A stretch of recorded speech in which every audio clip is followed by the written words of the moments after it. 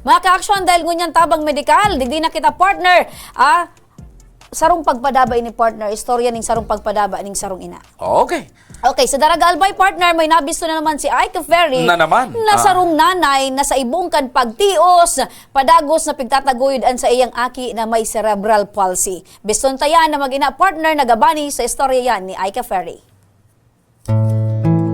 Pangarap ng isang ina na makitang nagdadalaga ang anak na babae. Maliban sa makitang magdalaga, ay pangarap din ng isang ina na maturuan ng mga gawain ang kanyang anak.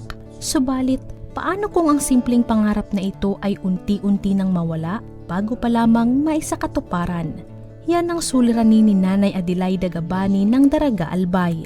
Ang kanyang 17 taong gulang kasing anak na si Eliza ay tinamaan ng sakit na cerebral palsy.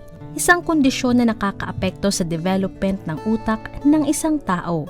Kwento ni Nanay Adelaida, pang-apat sa 5 anak si Eliza at siya lamang ang mayroong ganitong kondisyon. Kaya naman buhos ang kanyang atensyon kay Eliza. Solo parent si Nanay Adelaida, kaya naman aminadong nahihirapan ipagsabay ang pagtatrabaho at pag-aalaga kay Eliza. Subalit mas nananaig ang pagmamahal ng isang ina. Para sa akin, napaka-difficult talaga kasi hindi mo alam kung saan ka kukuha ng pang-araw-araw nindang pagsusuporta kasi ang ama na talaga nila hindi naman nagsuporta. Lagi ko na lang sinasabi na, Lord, sana gabayan ako ng Panginoon na makaya ko na ang pag-aalaga kasi una-una talaga pinansyal. Sana ko kikiling at pang-araw-araw na. Sa ngayon, tanging pagiging on-call labandera ang pinagkukunan niya ng kabuhayan. Sumalit aminadong hindi ito sapat sa kanila. Tapos naglalaba-laba ng kaunti. Tapos ang sinasahod mo niya sa kuya, 200. So nag-pandemic po. Ngayon yan, minsan pinapalaog niya ako, sarong adlaw, duhang adlaw. So parang hindi mo naman maano yung 200. Saan mo yung pagbabanga-bangaon? Sinasabi ko kay baby, P, kaya natin to kasi nadyan ka. Parang siyang nagbibigay ng lakas ng loob kasi kung mawara ako, paano na ang pag-aalaga sa kanya?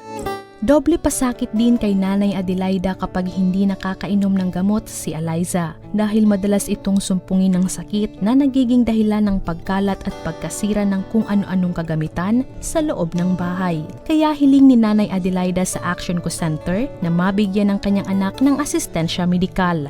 Kung sana matabangan po ako ng pambakal-bakal niya ng bulong.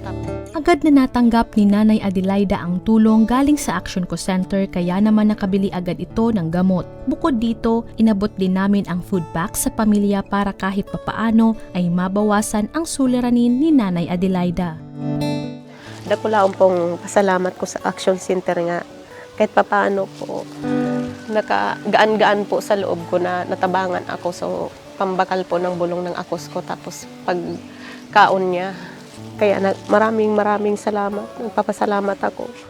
Isa lamang ang suliranin ng pamilya Gabani sa libu-libong problema na layuning matugunan ng programang Tabang Ora mismo para mapadama sa bawat Bicolano na mayroon silang masasandalan sa oras ng pangangailangan. Ayan partner, ang tunay na pagpadaba kan sarong ina sa iyang aki partner, specialmente partner, igwanin kaninan. Talagang partner and mother's love na inaapod, daing nasusukol. Genuine, daing mo masukol partner, as in tunay na pagpadaba partner. Na maski sa anong sitwasyon talagang an ina ipaprioridad ang pangangaipo kan aki partner. Ayan, dayan partner ni ng katumbas. Daing katumbas. Ayan. Walang katulad. Ayan, walang katulad.